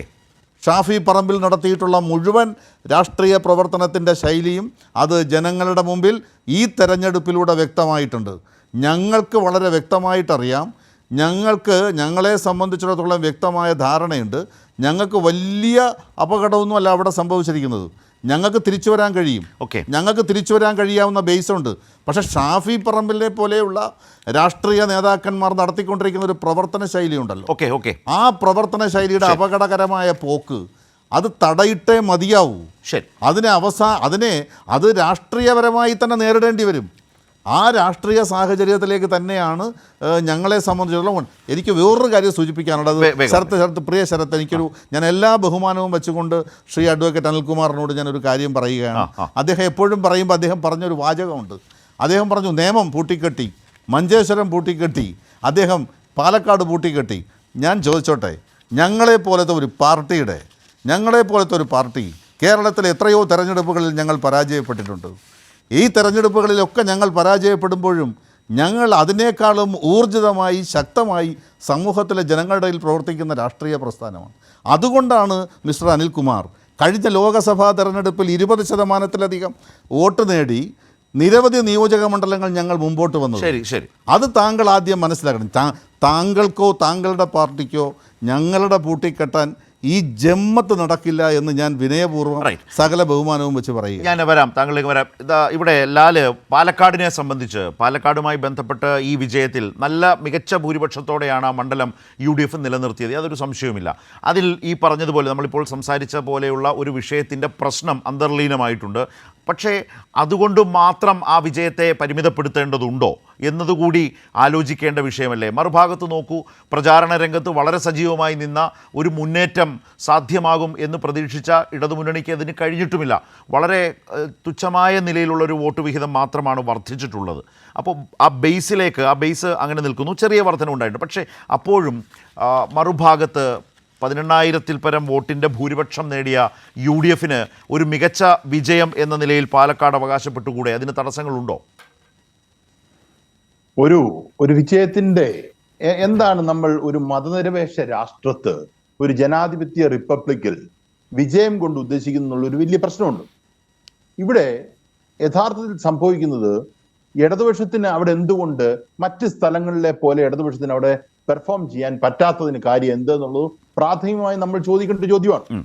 നോക്കൂ, കാസർഗോഡ്, മഞ്ചേശ്വരം, പാലക്കാട്, ഈ 3 സ്ഥലങ്ങളിലാണ് പച്ചയായി വർഗീയത പറഞ്ഞ് വോട്ട് പിടിക്കുന്ന സ്ഥലം. പച്ചയായ വർഗീയത, ഹിന്ദു മുസ്ലിം എന്ന് പറയുന്ന 2 വാക്കുകൾ ഉപയോഗിച്ച് ഈ പറയുന്ന നാടിനെ വിഭജിച്ചുകൊണ്ട് വോട്ട് പിടിക്കുന്ന 3-4 സ്ഥലങ്ങളാണിത്. അങ്ങനെയുള്ള ഒരു സ്ഥലത്തേക്ക് പുരോഗമന രാഷ്ട്രീയം പറഞ്ഞ് ആൾക്കാരെ ബോധ്യപ്പെടുത്താൻ സമയമെടുക്കുമെന്നാണ് ഞാൻ കരുതുന്നത്. ഉറപ്പായിട്ടും ഒരു പോയിന്റിൽ നമുക്ക് അവരെ പറഞ്ഞ് മനസ്സിലാക്കാൻ കഴിയും. ഇപ്പൊ നിയമം നോക്കൂ, നിയമം ആ ഡിവൈഡ് ഒരു പരിധിവരെയൊക്കെ മാറി തുടങ്ങിയിട്ടുണ്ട്. കാര്യം ആൾക്കാർക്ക് നേരത്തെ തന്നെ അവിടെ വേറൊരു ബേസ് ഉണ്ടായിരുന്നു. അത് പിന്നെ അവരുടെ കയ്യിലേക്ക് പോകാൻ അനുവദിക്കാതെ പിടിച്ചു പിടിക്കാൻ നമുക്ക് പറ്റി എന്നുള്ളതാണ്. കേരളത്തിൽ എപ്പോഴും കോൺഗ്രസ് ചെയ്യുന്ന ഓരോ കാര്യങ്ങളും നിങ്ങൾ എടുത്ത് നോക്കിയാൽ മനസ്സിലാവും. കോൺഗ്രസ് ചെയ്യുന്നത് ഈ പറയുന്ന RSS സംഘപരിവാർ ശക്തികൾക്ക് പ്രയോജനം ഉണ്ടാക്കത്തക്ക രീതിയിൽ, ഭാവിയിൽ പ്രയോജനം ഉണ്ടാക്കത്തക്ക രീതിയിൽ മാത്രം ബിഹേവ് ചെയ്യുക. ഇപ്പൊ സുരേഷ് ഗോപിയുടെ കാര്യം എടുത്തു നോക്കൂ. സുരേഷ് ഗോപി ഇവർ വോട്ട് മറിച്ച് അവർക്ക് കൊടുത്ത് ജയിപ്പിച്ചു. നോക്കൂ, പാർലമെന്റിലേക്ക് കേരളത്തിൽ നിന്ന് താമര അടയാളത്തിൽ ഒരാൾ ജയിച്ചു പോകത്തക്ക രീതിയിലുള്ള സാഹചര്യം ഉണ്ടാക്കിയത് എങ്ങനെയാണ്? കോൺഗ്രസിന്റെ വകയാണ്. പക്ഷെ കോൺഗ്രസിനോട് ചോദിച്ചാൽ കോൺഗ്രസ് അതല്ല, CPM ആണ് ഈ പറയുന്ന പിണറായി വിജയൻ കൊടുത്തതെന്നൊക്കെ പറയും. കോൺഗ്രസിന്റെ 80,000 വോട്ട് എവിടെ പോയെന്നുള്ള ചോദ്യത്തിന് ഒരിക്കലും ഒരു മറുപടി പറയത്തില്ല. നമ്മളോട് മറുപടി പറയേണ്ട, മുരളീധരനോടെങ്കിലും പറയണ്ടേ അതിന് മറുപടി? അത് പറയാതെ ഈ പറയുന്ന സംഘപരിവാർ അനുകൂലമായ സാഹചര്യങ്ങൾ മൊത്തത്തിൽ ഉണ്ടാക്കി വെച്ച് മുന്നോട്ട് നീങ്ങുന്ന പരിപാടിയാണ് ഇവർ ചെയ്തുകൊണ്ടിരിക്കുന്നത്. ഇവരുടെ കയ്യിൽ നിന്ന് ഇത് പോകും. ഇവരുടെ കയ്യിൽ നിന്ന് പോകുന്നത് അല്ല അവിടുത്തെ പ്രശ്നം. പോകുമ്പോഴേക്കും ഈ സംസ്ഥാനത്തിന്റെ മതനിരപേക്ഷത, ഇതിന്റെ സോഷ്യൽ ഫാബ്രിക്കിനെ അഫക്റ്റ് ചെയ്യുന്ന രീതിയിലേക്ക് കാര്യങ്ങൾ മാറും എന്നുള്ളതാണ് അവിടുത്തെ അടിസ്ഥാനപരമായ പ്രശ്നം. ഇവിടെ ഈ കഴിഞ്ഞ ചർച്ചക്കകത്ത് ഞാൻ ഇന്നിപ്പം CPM-ന്റെ ഒരു നേതാവ്, സത്യം പറഞ്ഞ ഞാൻ പേര് മറന്നുപോയി, അദ്ദേഹം കറക്റ്റായിട്ട് സൂചിപ്പിക്കുകയുണ്ടായി. അദ്ദേഹം ഈ പറയുന്ന പാലക്കാട്ട് ഓരോ വ്യക്തികളുടെ വീടുകളിലും കയറി ചെന്ന് SDPI പോപ്പുലർ ഫ്രണ്ട് വിഭാഗത്തിലെ ആൾക്കാര് എന്തുകൊണ്ട് CPM-നെ നമ്മൾ ഒഴിവാക്കണം എന്ന് പറഞ്ഞ് വലിയ പ്രചരണം നടത്തി. എന്താണ് അതിന്റെ അർത്ഥം? എരുതിയിൽ എണ്ണ ഒഴിക്കുന്ന രീതിയിൽ മതനിരപേക്ഷ രാഷ്ട്രീയം ഉയർത്തിപ്പിടിക്കുന്ന ഒരു പാർട്ടിയെ ഒഴിവാക്കി ഈ പറയുന്ന കോൺഗ്രസിനെ ജയിപ്പിക്കുക. കോൺഗ്രസിന് കിട്ടിയ വോട്ട് വർഗീയ വോട്ടുകളാണത്. അത് നിങ്ങൾക്ക് വോട്ട് കിട്ടി കഴിഞ്ഞ് ഇപ്പം 1500 വോട്ട് SDPക്ക് ഉള്ളൂ. 1500 വോട്ടിന്റെ പ്രവർത്തനമല്ല അവരവിടെ നടത്തുന്നത്. അത് സേനാപതി വേണു പറയില്ല. ഓരോ വീടുകളും കയറി മുസ്ലിംസ് ആർ ഇൻ ഡേഞ്ചർ എന്നുള്ള രീതിയിൽ പറഞ്ഞ്, അല്ലെങ്കിൽ എങ്ങനെ BJP ഒഴിവാക്കാനുള്ള മാർഗം എന്ത്, ഇതാണ് മാർഗം എന്ന് പറഞ്ഞൊരു സൊല്യൂഷൻ നമ്മൾ പറഞ്ഞു കൊടുക്കുകയാണെങ്കിൽ, അത് യഥാർത്ഥ സൊല്യൂഷൻ അല്ല എങ്കിൽ പോലും, ശാശ്വതമായ സൊല്യൂഷൻ അല്ല എങ്കിൽ പോലും, അത് ടെമ്പററി ആയിട്ട് ഈ പറയുന്ന മതവിഭാഗം, പേടിച്ച് നിൽക്കുന്ന ഒരു മതവിഭാഗം ചിലപ്പോൾ അതിന്റെ പുറകെ പോയെന്നിരിക്കും. അത് മാത്രമാണ് ഇവിടെ സംഭവിക്കുന്നത്. അത് അടിസ്ഥാനപരമായി ഈ സംസ്ഥാനത്തിന്റെ രാഷ്ട്രീയത്തിന് ഗുണപ്രദമേ അല്ല. കാര്യം ഇത് നമ്മൾ ഓരോരുത്തരെയും ഇനിയും വരാൻ പോകുന്ന ദിവസങ്ങളിൽ ഞാൻ ഉറപ്പിച്ചു പറഞ്ഞു, ഞാൻ ഇവിടെ ഇരിക്കുന്ന ഓരോരുത്തർക്കും, മതനിരപേക്ഷമായ എന്നെ കേൾക്കുന്ന മതനിരപേക്ഷ മനുഷ്യരോട് പറയുന്നത്, നമുക്കുള്ള വലിയ ദൗത്യമായി ഇത് മാറുന്നു. കാര്യം വരാൻ പോകുന്ന ദിവസം ഇത് ഇങ്ങനെയല്ല ഇത് പോകേണ്ടത്. വോട്ടിംഗ് പാറ്റേൺ എന്ന് പറയുന്നതിന് ഈ ഹിന്ദു മുസ്ലിം അടിസ്ഥാനത്തിലേക്ക് ഇതിന്റെ പാറ്റേൺ മാറ്റിക്കഴിഞ്ഞാൽ യഥാർത്ഥത്തിൽ സംഘപരിവാറിന് വളരാനുള്ള അന്തരീക്ഷം കൂടുകയാണ് ചെയ്യുന്നത്. കാര്യം മുസ്ലിം മതവിഭാഗത്തിൽ പെടുന്ന ആൾക്ക് BJP ഒഴിവാക്കാൻ ഈ പറയുന്ന രീതിയിൽ ഒരു സൈഡിലേക്ക് മാറുക എന്ന് പറയുന്നത് ശാശ്വതമായ രീതിയല്ല. മതനിരപേക്ഷ രാഷ്ട്രീയം ഉയർത്തിപ്പിടിച്ച് തന്നെ വേണം വോട്ട് ചെയ്യണം. അങ്ങനെ പറഞ്ഞു പഠിപ്പിക്കാനുള്ള ഒരു വലിയ അധിക ബാധ്യത നമുക്ക് ഈ സംസ്ഥാനത്ത് ഉണ്ടായിരിക്കുന്നു എന്നുള്ളതാണ് എനിക്ക് തോന്നുന്നത്. റൈറ്റ്. ഏതൊക്കെ തരത്തിലാണ് ഈ ജനവിധിയുടെ പൊരുൾ, അത് ഏതൊക്കെ തരത്തിലാണ് പാലക്കാട് വിശേഷിച്ച് ഈ ജനവിധിയുടെ ഉള്ളിൽ അടങ്ങിയിരിക്കുന്ന അന്തർലീനമായ വിഷയങ്ങൾ, ഘടകങ്ങൾ, അതുപോലെ ചേലക്കര എന്നതൊക്കെയാണ് നമ്മൾ ചർച്ച ചെയ്തു വരുന്നത്. അതിൻ്റെ അവസാന മിനിറ്റുകളിലേക്ക് വേഗം ശ്രീ സേനാപതി വേണു, ഈ ഉപതെരഞ്ഞെടുപ്പിൻ്റെ കേരളത്തിലെ ഒരു രാഷ്ട്രീയ മാനം, പ്രാധാന്യം എന്ന് പറയുന്നത് ഇനി വരാൻ പോകുന്നത് തദ്ദേശ ഭരണ തെരഞ്ഞെടുപ്പാണ് അടുത്ത വർഷം. അത് കഴിഞ്ഞാൽ 26-ൽ നിയമസഭാ തെരഞ്ഞെടുപ്പ്. അതാണ് ഈ ഉപതെരഞ്ഞെടുപ്പിൻ്റെ വളരെ പ്രധാനപ്പെട്ട ഒരു രാഷ്ട്രീയ തലം. ആ തലം യഥാർത്ഥത്തിൽ കേരളം ഭരിക്കുന്ന ഇടതുമുന്നണിയെ സംബന്ധിച്ച് കൂടുതൽ ആത്മവിശ്വാസത്തോടെ വരും വർഷങ്ങളെ തെരഞ്ഞെടുപ്പിനെ അഭിമുഖീകരിക്കാൻ ആത്മവിശ്വാസം പകരുന്നതാണ്. ആ ആത്മവിശ്വാസം ഈ ഉപതെരഞ്ഞെടുപ്പ് തരുന്നു. രാഷ്ട്രീയ വെല്ലുവിളികളെ നേരിടാനുള്ള രാഷ്ട്രീയ ആവേശവും ആത്മവിശ്വാസവും നൽകുന്നു എന്നാണ് ഇടതുമുന്നണി കരുതുന്നത്. പ്രതിപക്ഷത്തെ സംബന്ധിച്ച് ആ അർത്ഥത്തിൽ അത് നിരാശപ്പെടുത്തുന്നതുമാണ്. ഇതാണ് ഇടതുമുന്നണിയുടെ വിലയിരുത്തൽ. കേട്ടല്ലോ, ഒരു മറുപടി.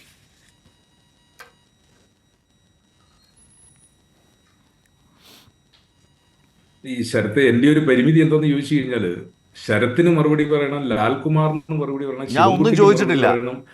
അഡ്വക്കേറ്റ് അനിൽകുമാറിനും അല്ല, എല്ലാവർക്കും മറുപടി പറയുകയും ചെയ്യണം. എനിക്ക് അനുവദിക്കുന്ന സമയവും പരിമിതമാണ്.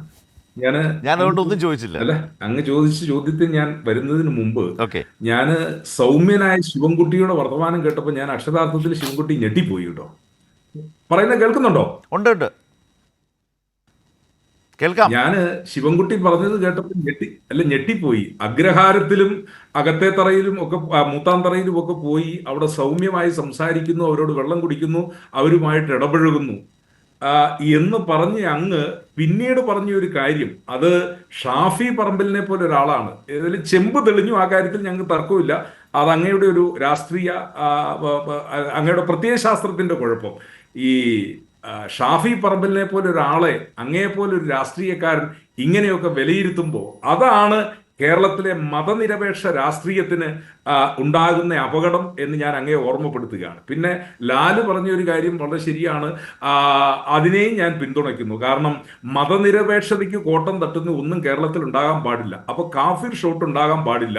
അപ്പോൾ സുപ്രഭാതം പത്രത്തിൽ മാത്രം പരസ്യം ദേശാഭിമാനിയിലും ജനയുഗത്തിലും കൊടുക്കാത്ത പരസ്യം അത് സുപ്രഭാതത്തിലും അതുപോലെ തന്നെ തേജസ്സിലും ഒക്കെ കൊടുക്കുമ്പോൾ അത് വർഗീയതയല്ല, അത് മതേതരത്വമാണ് എന്ന് ലാല് പറഞ്ഞാൽ ലാലിന്റെ വീക്ഷണത്തെ ഞാൻ കേൾക്കുന്നു. പക്ഷെ എനിക്കത് ചോദ്യം ചെയ്യാനുള്ള എന്റെ സ്വാതന്ത്ര്യം വെച്ചുകൊണ്ട് ഞാൻ ചോദ്യം ചെയ്യുന്നു. ഞാൻ ഇനി ബഹുമാന്യനായ ശരത്ത് ചോദിച്ച ചോദ്യത്തിലേക്ക് ഞാൻ വരുന്നു. ശരത്തെ, ഞങ്ങളുടെ വിശ്വാസം കഴിഞ്ഞ തെരഞ്ഞെടുപ്പിൽ 3859 വോട്ടിൽ മാത്രം ജയിച്ച ഷാഫി പറമ്പിൽ എല്ലാ വെല്ലുവിളികളും, നിങ്ങളും BJP-ക്കാരും ഉയർത്തിയ എല്ലാ വെല്ലുവിളികളും, എല്ലാ നികൃഷ്ടമായ രാഷ്ട്രീയ പ്രവർത്തനവും, അതിനെയെല്ലാം അതിജീവിച്ചുകൊണ്ട് ഞങ്ങൾ 18,840 അവിടെ ജയിച്ചു. നിങ്ങൾ കഴിഞ്ഞ തെരഞ്ഞെടുപ്പിൽ 39,400 ജയിച്ചത് ഞങ്ങൾ 12,201 കൊണ്ട് തളച്ചു. കേരളത്തിൽ 50 അസംബ്ലി നിയോജക മണ്ഡലത്തിൽ ഇടതുപക്ഷത്തിന്റെ ഭൂരിപക്ഷം എന്ന് പറയുന്നത് 15,000-ൽ താഴെയാണ്.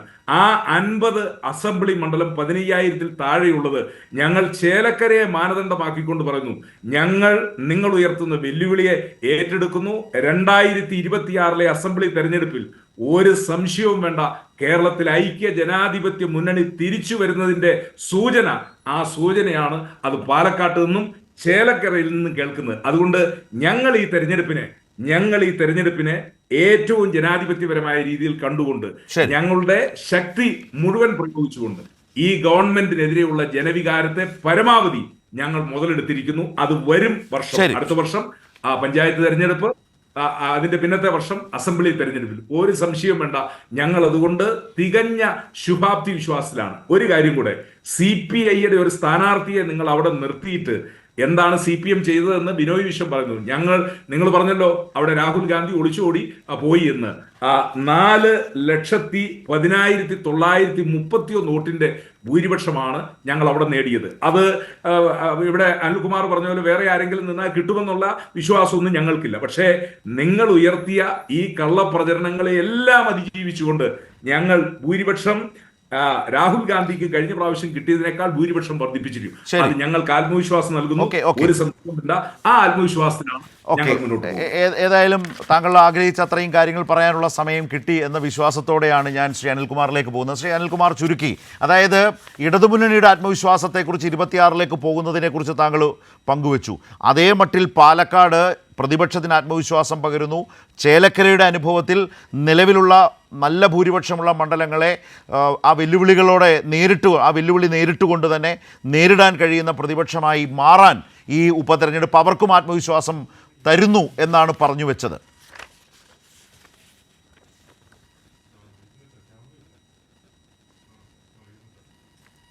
പോയി എന്ന് ഇവർ തന്നെ പറഞ്ഞുകൊണ്ടിരിക്കുന്ന ഇടതുപക്ഷ ജനാധിപത്യ മുന്നണിക്ക് ഇന്ന് അദ്ദേഹം 48 സീറ്റ് തന്നു നിയമസഭയിലേക്ക്. ഞങ്ങൾ എത്രയോ മുന്നേറി. കഴിഞ്ഞ ലോക്സഭാ തെരഞ്ഞെടുപ്പിൽ ഞങ്ങൾ കേരളത്തിലെ 10-22 സീറ്റിൽ മാത്രമല്ലേ ഭൂരിപക്ഷമുള്ളൂ.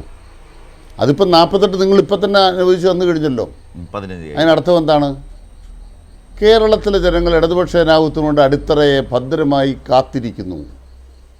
ഞങ്ങളുടെ സർക്കാരുമായി ബന്ധപ്പെട്ട് ഒരു ഭരണവിരുദ്ധ വികാരം ഇവിടെ ഉണ്ടാവിട്ടില്ല. ഇനി സർക്കാരിന് 1.25 കൊല്ലക്കാലം പ്രവർത്തിക്കാനുണ്ട്. എന്തെല്ലാം കാര്യങ്ങളാണോ പറഞ്ഞത് നടപ്പാക്കിയിട്ടാണ് തെരഞ്ഞെടുപ്പിലേക്ക് പോവുക. 10 കൊല്ലത്തെ സർക്കാരിനെ ജനങ്ങൾ വിലയിരുത്തുമ്പോൾ ഇന്നുണ്ടായ കള്ളപ്രചരണങ്ങളെല്ലാം ഒലിച്ചുപോയി. ഈ തെരഞ്ഞെടുപ്പിൻ്റെ വലിയ ഗുണം എന്താണ്? ഈ തെരഞ്ഞെടുപ്പിൽ അഴിമതി ചർച്ചയായില്ല. കേരളത്തിലെ LDF സർക്കാരിനെതിരെ AI ക്യാമറ അല്ലെങ്കിൽ മറ്റേ ഫോൺ അഴിമതി, മുഖ്യമന്ത്രിയുടെ മകൾക്കെതിരായിട്ട് മാസപ്പടി, ഇതൊന്നും നിങ്ങൾ പറഞ്ഞില്ല. എന്താ പറയാതിരുന്നത്? നിങ്ങളുടെ കയ്യാൽ ആരെങ്കിലും പിടിച്ചോ? ചേലക്കര എന്താ പറയാതിരുന്നത്? ആ പരീക്ഷയെല്ലാം ഞങ്ങളാണ് പാസ്സായത്. ഒരു അഴിമതിയില്ലാത്ത സർക്കാരാണ്. 2, ഇപ്പോഴത്തെ പുതിയ ബോധ്യം എന്താണ്? തെരഞ്ഞെടുപ്പ് കഴിഞ്ഞ് വയനാട് ദുരന്തത്തിനോട് കേന്ദ്ര സർക്കാരിൻ്റെ നടപടിയോടുകൂടി പ്രതിപക്ഷത്തിന് തന്നെ സമ്മതിക്കേണ്ടി വന്നിരിക്കുന്നു. കേരളത്തെ തകർക്കുന്നത് കേന്ദ്ര സർക്കാരാണ്, കേന്ദ്ര അവഗണനയാണ്. ഈ തിരിച്ചറിവ് ഈ തെരഞ്ഞെടുപ്പിന് ശേഷമുണ്ടായതാണ്. അപ്പോൾ ഈ തിരിച്ചറിവുള്ള ജനങ്ങൾ 2026 വോട്ട് ചെയ്യാൻ പോകുമ്പോൾ കേരളത്തെ തകർക്കാൻ നിൽക്കുന്ന കേന്ദ്രത്തിനെതിരായി ചാമ്പ്യൻ ആരാണ്? മൂന്നാമത്തെ കാര്യം എന്താണ്? ഒരു SDP-യുടെ കുത്തിത്തിരിപ്പും വേണ്ട, ജമാഅത്തെ ഇസ്ലാമിയുടെ കുത്തിത്തിരിപ്പും വേണ്ട. മതന്യൂനപക്ഷങ്ങൾക്ക് ഭദ്രമായി സുഭദ്രമായി ഇടതുപക്ഷത്തിന് വോട്ട് ചെയ്യാമെന്ന് മാത്രമല്ല, ഇടതുപക്ഷമെന്ന് പറയുന്നത് ഏതെങ്കിലും ഒരു പ്രത്യേക മതക്കാരുടെ മാത്രമല്ല, എല്ലാ മതക്കാരുടെ പാർട്ടി പ്രസ്ഥാനമാണ്. ചേലക്കരയിലെ ബലം എന്താ കാണിക്കുന്നത്? എല്ലാ പഞ്ചായത്തിലും LDF-ന് ഭൂരിപക്ഷം, എല്ലാ റൗണ്ടിലും LDF-ന് ഭൂരിപക്ഷം. അതിലൊരു രാഷ്ട്രീയമുണ്ട്. ആ രാഷ്ട്രീയം എന്ന് പറയുന്നത് സമഗ്രമായി എല്ലാ ജനങ്ങളുടെയും അടിത്തറ ഇടതുപക്ഷത്തിന് ഭദ്രമാണ്. അതുകൊണ്ട് നിറഞ്ഞ ആത്മവിശ്വാസത്തോടെ പിണറായി സർക്കാർ അതിൻ്റെ ദൗത്യ നിർവഹണം നടത്തും. ഒരു കാര്യം ഞാൻ മാധ്യമങ്ങളോട് പറയുന്നു, മാധ്യമങ്ങൾ ദയവായി, നിങ്ങളിപ്പോൾ ഒരു പത്രത്തിൽ പരസ്യം കൊടുത്തതിനെ കുറിച്ച് പറഞ്ഞു, ഇനി ഇറങ്ങാത്ത EP ജയരാജൻ്റെ ആത്മകഥ, ഇനി ഇറങ്ങാത്ത EP ജയരാജൻ്റെ ആത്മകഥ പ്രസിദ്ധം ചെയ്തതിന് മാധ്യമങ്ങൾക്ക് എത്ര കിട്ടി? ഞങ്ങളൊരു പരസ്യം കൊടുത്തപ്പോൾ വലിയ വിവാദമായി. ഇനിയും ഇറങ്ങിയിട്ടില്ലാത്ത EP ജയരാജൻ്റെ ആത്മകഥ വെച്ച് ഞങ്ങളെ കടന്നാക്രമിച്ചപ്പോൾ എത്ര മാധ്യമങ്ങൾ എത്ര ലക്ഷം പേജുകളിൽ അച്ചടിച്ചു? ഇതല്ലേ നടക്കുന്നത് കേരളത്തിൽ? ഓക്കെ, ഏതായാലും ശ്രീ ശിവൻകുട്ടി, റൈറ്റ്, ശിവൻകുട്ടി, ഇതിലൊരു പ്രധാനപ്പെട്ട കാര്യം, പാലക്കാട് നഗരമേഖല എന്ന് പറയുന്ന നിങ്ങൾ വലിയ സ്വാധീനം പറയുന്ന ആ മേഖല, നഗരമേഖലയിൽ UDF-ന് കാര്യമായി കടന്നു കയറാൻ കഴിഞ്ഞിരിക്കുന്നു. ഇടതുപക്ഷത്തിന് ഇനിയും കാര്യമായി അവിടെ സാധ്യതകളുണ്ട് എന്ന് ഈ തെരഞ്ഞെടുപ്പ് അവർക്കും തെളിയിച്ചു. അതുകൊണ്ട് തന്നെ നിങ്ങളുടെ മുമ്പിൽ വലിയ ഉത്തരവാദിത്വവും വലിയ കടമ്പകളും വെല്ലുവിളിയും ഉണ്ട്. പാലക്കാട് മാത്രമാണ് ഞാൻ ഉദ്ദേശിച്ചത്, ആ തിരിച്ചടിയിൽ നിന്ന് കരകയറണമെങ്കിൽ. പക്ഷേ മുമ്പിൽ വരുന്ന സമയം വളരെ പ്രധാനപ്പെട്ടതുമാണ്, ഇനി വരുന്ന വർഷങ്ങൾ എന്നുള്ളത്. അല്ല, ഞങ്ങളെ സംബന്ധിച്ചിടത്തോളം ഞങ്ങൾ വരാൻ പോകുന്ന പഞ്ചായത്ത് മുനിസിപ്പൽ തെരഞ്ഞെടുപ്പിനുള്ള തയ്യാറെടുപ്പിലാണ്. അതുമായി ബന്ധപ്പെട്ട് ഞങ്ങൾ വളരെ ആത്മവിശ്വാസത്തോടു കൂടി തന്നെയാണ് മുമ്പോട്ട് പോകുന്നത്. ഞങ്ങൾക്ക് നിരവധി വെല്ലുവിളികൾ ഞങ്ങൾ നേരിട്ട് തന്നെയാണ് കേരളം പോലെയുള്ള സംസ്ഥാനത്തിൽ പ്രവർത്തിച്ചു വരുന്നത്. അതുകൊണ്ട് തന്നെ ഞങ്ങൾക്ക് ഇതുപോലത്തെ വെല്ലുവിളിയൊക്കെ ഞങ്ങൾക്ക് വളരെ നിഷ്പ്രയാസം നേരിടാൻ സാധിക്കും. ഇപ്പോൾ നേരത്തെ എൻ്റെ സേനാപതി വേണു, എൻ്റെ പ്രിയ സുഹൃത്ത്, ഞാൻ ഒരിക്കലും ചർച്ചകളിൽ ഞാൻ എല്ലാ ബഹുമാനത്തോടും കൂടിയേ പറയാൻ സാധിക്കുകയുള്ളൂ. ഞാൻ വയനാടിനെക്കുറിച്ചോ ചേലക്കരയെക്കുറിച്ചോ അല്ല ഞാൻ പറഞ്ഞത്.